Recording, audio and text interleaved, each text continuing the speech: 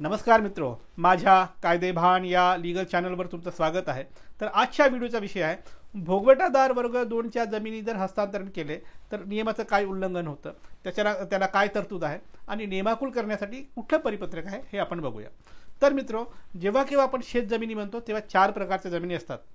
जिरायत, बागायत, तरी आणि वर्कस ह्या 4 प्रकारच्या जमिनी असतात। पण एवढं पुरेसं नाही। ह्या 4 प्रकारच्या जरी शेतजमिनी असल्या तरी याच्यामध्ये 2 प्रकारचे सत्ता प्रकार असतात। पहिला सत्ता प्रकार असतो भोगवटादार वर्ग 1 आणि दुसरा असतो भोगवटादार वर्ग 2। आता भोगवटादार वर्ग 1 म्हणजे काय? हा जो आहे हा अनियंत्रित सत्ता प्रकार आहे, याला फ्री होल्ड म्हणतात। म्हणजे जो मालक आहे तो आपल्या जमिनी पाहिजे तेव्हा पाहिजे त्याला विकू शकतो, त्याच्यावर कोणाचाही नियंत्रण नाही। हे म्हणजे सत्ता प्रकार 1 किंवा भोगवटादार वर्ग 1। पण भोगवटादार वर्ग 2 जर असेल, तुमच्या शेतजमिनी भोगवटादार वर्ग 2 मध्ये जर मोडत असतील, हा मात्र नियंत्रित सत्ता प्रकार आहे। जर शेतजमीन भोगवटादार वर्ग 2 ची असेल आणि ती जर विकायची असेल तर सक्षम अधिकाऱ्याची पूर्व परवानगी घ्यावी लागते असं कायदा म्हणतो। बरं, मग लोकांनी काय केलं? लोकांनी गोड घातला। सक्षम अधिकाऱ्याची पूर्व परवानगी न घेता सर्रास व्यवहार केले। ज्यांनी विकत घेतल्या या जमिनी त्यांनी ताबा घेतला, शेती करत आहेत, इंडेक्स 2 त्यांच्या नावे आहे, खरेदी खत त्यांच्या नावे आहे, म्हणजे मालकी हक्काचे सगळे कागद त्यांच्या नावे आहेत। पण एक घोळ आहे, काय?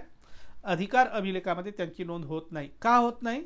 कारण नियंत्रित सत्ता प्रकाराचं जे खरेदी खत आहे त्याच्या आधारे अधिकार अभिलेखात नोंद घेण्याची तरतूद नव्हती। किंवा कायदेशीर कारवाई काय होते? अशा प्रकारचे बेकायदेशीर व्यवहार केल्यामुळे या ज्या जमिनी आहेत ह्या शासन जमा होतात किंवा तुमच्यावर फाईन मारतं किंवा तुमच्यावर कारवाई होते। अशा पद्धतीची याच्यात तरतूद आहे। मग उपाय काय? उपाय हे आहे की जेव्हा शासनाच्या लक्षात आलं की अरे सर्रासपणे गावोगावी प्रत्येक ठिकाणी भोगवटादार वर्ग 2च्या जमिनी व्यवहार त्या हस्तांतरण झालंय, खरेदी खत झालंय, तर ह्या सगळ्या जमिनी जप्त करणे शक्य नाही। मग शासनाने काय केलं? शासनाने ठरवलं की ह्या सगळ्या जमिनी नेमाकुल करायच्या आणि ज्या कोणी लोकांनी भोगवटादार वर्ग 2च्या जमिनी विकत घेतल्या त्या सगळ्या रेग्युलराइज करायच्या असं ठरवलं।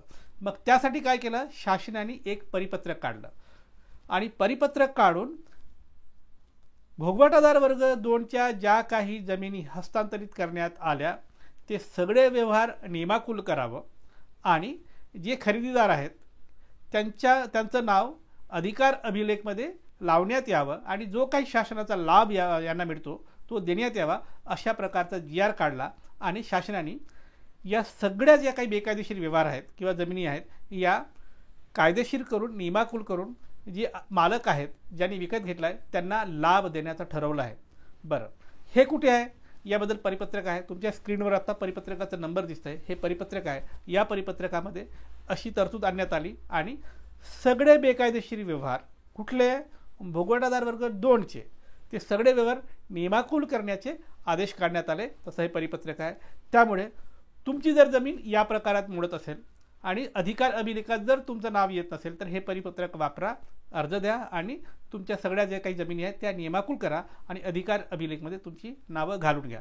तर मित्र, ही होती माहिती भोगवटादार वर्ग 2च्या जमिनी नेमाकुल करण्याच्या संदर्भाने परिपत्रक कायदेशीर तरतूद। तुमच्यासाठी असंच मी कायद्याचे व्हिडिओ आणत राहीन, त्यासाठी कायदेभान पाहत राहा। आणि हो, ज्यांना सल्ला हवा ते संपर्क करू शकतात। माझा नंबर तुमच्या स्क्रीनवर दिसतोय, पण थेट फोन करायचा नाही, अजिबात फोन करायचा नाही। व्हॉट्सअपवर जा, नाव गाव जिल्हा केसची माहिती लिहून पाठवा। जर तुमच्या केसमध्ये मेरिट असेल तर आम्ही तुम्हाला सल्ला देऊ। बाय।